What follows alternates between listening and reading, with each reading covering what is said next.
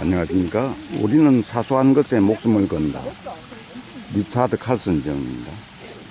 리차드 칼슨은 미국의 유명한 심리치료사이자 작가이다.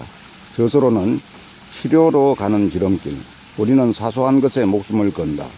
이게 있습니다. 세계적인 베스트셀러였던 우리는 사소한 것에 목숨을 건다는 1997년에 쓰였습니다. 대부분의 사람들은 생각이 자신이 주체적으로 만들어낸 것이라는 사실을 인식하지 못한다. 예를 들어 왜 그렇게 늘 우울해 보이십니까? 라고 물으면 이 사람은 그런 어처구니 없는 실수를 하다니 전 정말 바보였어요. 그런 내가 달리 어떤 기분을 느끼겠습니까? 라고 대답한다. 이런 경우에 이 사람은 불행하게도 다름 아닌 자기가 생각의 주체라는 사실을 모르고 있다. 나아가 자신의 생각이 고통의 원인이라는 사실도 알지 못한다. 당신이 이 사람에게 당신을 괴롭히는 것은 바로 당신의 생각이요 라고 말한다면 아마도 그 사람은 정색을 하고 절대 그렇지 않소. 내가 우울한 이유는 내가 실수를 했기 때문이요. 그러니까 내 말은 그 일에 대해 생각하고 있어서 그런 게 아니라 말이요. 사실 난 더 이상은 그 일에 대해 생각하지 않고 있어. 난 단지 객관적인 사실들 때문에 자책할 뿐이요 라고 대답할 것이다. 이런 예는 얼마든지 더 있다. 애인 때문에 기분이 상해서 오늘따라 하는 일이 꼬이는군 등은 바로 외부에서 그 원인을 찾고 있기 때문이다. 즉 자신의 감정을 자신 이외의 사람이나 환경 탓으로 돌리고 있다. 이처럼 우리는 순간순간 생각의 주체가 바로 우리라는 사실을 잊어버린다. 우리의 감정과 삶의 경험을 지배하는 것이 우리의 외부 환경인 것처럼 느껴지는 것도 그 때문이다고 얘기합니다. 우리가 관심을 가지는 대상은 우리의 마음 속에서 점점 자라난다. 예를 들어 어떤 대상이 성가시다고 느끼면 그에 대해 너무 집착하게 되고 사소한 짜증이 거대한 스트레스로 자라난다. 많은 사람들이 사소한 문제로 인해 괴로워하는 것은 그 사소한 문제를 자신의 내부에서 키우기 때문이다. 치약을 짜는 문제로 결혼 생활이 파탄났다는 이야기를 들어본 적이 있을 것이다. 근본적인 이유는 당사자가 그 문제를 늘 지나치게 심각하게 생각하기 때문이다. 저 사람은 왜 치약을 꼭 저런 식으로 짤까 해서 언제 봐도 저 사람은 앞뒤가 없어서 날 괴롭히려고 저러는 게 틀림없어까지 가게 되는 것이다. 스트레스는 덧나기 쉬운 상처와 같다.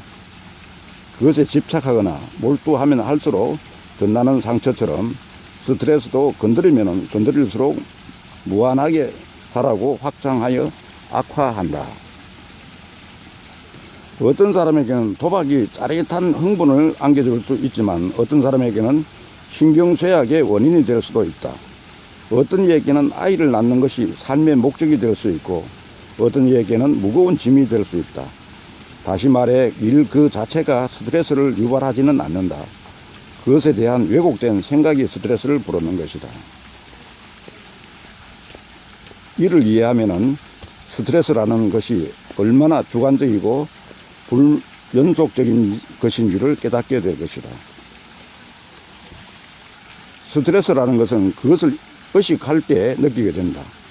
환경에서 오는 것이 아니라 나의 생각과 믿음에서 온다. 이 일은 내가 스트레스를 받는다고 생각을 스스로 결정하여 시작되는 것이다. 리차드 칼슨은 그래서 내가 할 말과 주제에 대한 접근 방식을 내가 좀 더 즐기기 위해 어떻게 해야 할까를 생각하기 시작했다. 내 이야기에 귀 기울이지 않는 사람들보다 내 이야기에 호기심을 갖는 사람들에게 집중했다. 나도 무슨 일을 시작함에 있어서 세상의 부정적인 판단을 지레짐작하여 위축되기보다는 한 명이라도 도움이 될 사람들을 생각하며 행복하게 접근해 나가야겠다는 생각이 들었다. 스트레스는 우리가 환경과 상관없이 어떤 대상에 너무 심각하게 생각할 때, 다시 말해 문제의 심각성을 부풀려 생각할 때 생기는 것이다. 예를 들어 상사가 2주일 안에 어떤 일을 끝내라고 했는데 지금 있는 일만도 산더미다. 이럴 때는 골치 아픈 상태를 잠시 머릿속에서 지워버려야 한다. 이를테면은 당신의 생각 속에 스트레스가 들어올 수 없도록 원천적으로 봉쇄해버리는 것이다. 그렇게 한다면 당신은 잠시 후 적절한 행동을 취할 수 있는 방법을 손쉽게 찾아낼 수 있을 것이다.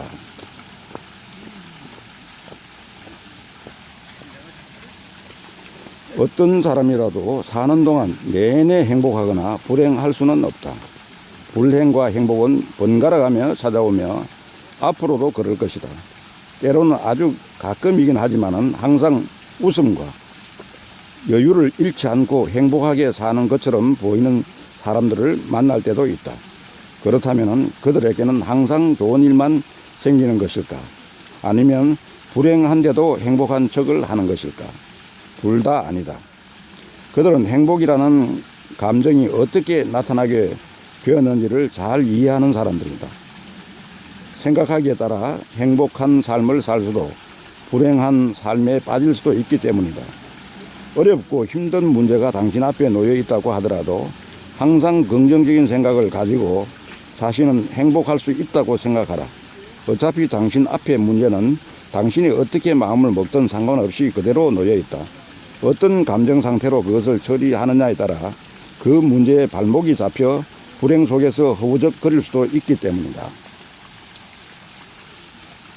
대부분의 사람들은 생각이 자신이 주체적으로 만들어낸 것이라는 사실을 인식하지 못한다. 예를 들어 왜 저렇게 늘 우울해 보이십니까? 라고 물으면은 이 사람은 그런 어처구니 없는 실수를 하다니 전 정말 바보였어요. 그런 내가 달리 어떤 기분을 느끼겠습니까? 라고 대답한다. 생각이란 현실이 아니라 주어진 상황을 해석하는 시도이다.